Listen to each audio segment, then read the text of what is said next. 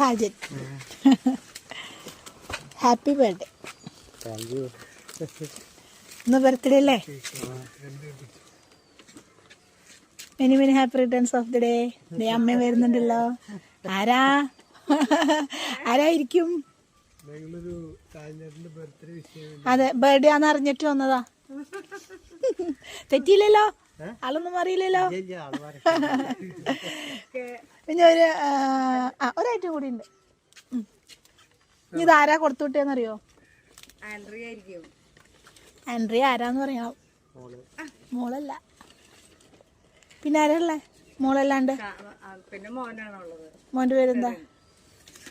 ഇതിലാരായിരിക്കും? ഷെറിനായിരിക്കോ Andrea ആയിരിക്കോ? Chance ഉണ്ട്. എപ്പോഴും അങ്ങനെ കൊടുത്തു വിടാറുള്ളതാരാ? ആദ്യമായിട്ടാണോ? ഫസ്റ്റ് ടൈം ആണോ? അത് ചോദിക്കട്ടെ. ഇങ്ങനെ ഫസ്റ്റ് ടൈം ആണ്. വരാറില്ല. കൂടുതൽ ചാൻസ് ആർക്കാ? അതൊന്നും പറഞ്ഞേ. രണ്ടുപേരും ഉണ്ടാ. പക്ഷെ ഇതിലൊരാളാണ് ഇപ്പൊ കൊടുത്തിട്ടേക്കണേ. സന്തോഷമായി വന്നിട്ട് ഇപ്പൊ എന്താ പറയാനുള്ള മോന്റെ അടുത്ത്? അതൊന്നും കുഴപ്പമില്ല, തോർത്തുണ്ടല്ലോ, അതൊക്കെ മതി നമുക്ക് ധാരാളം. അത് പറ്റേ. എന്താ പറയാനുള്ളതെന്ന് പറഞ്ഞ മോന്റെ അടുത്ത്? വിളിച്ചാണോ? വിഷ് ചെയ്തായിരുന്നു അല്ലേ?